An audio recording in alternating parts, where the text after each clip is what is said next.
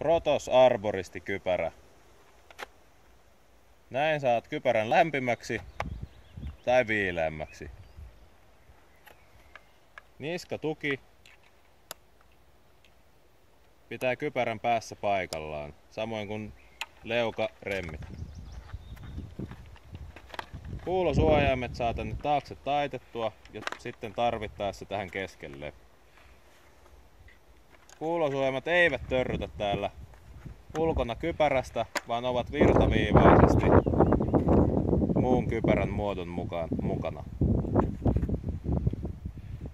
Visiiri suojaa koko kasvot ja ei jätä rakoa kypärän ja visiirin väliin.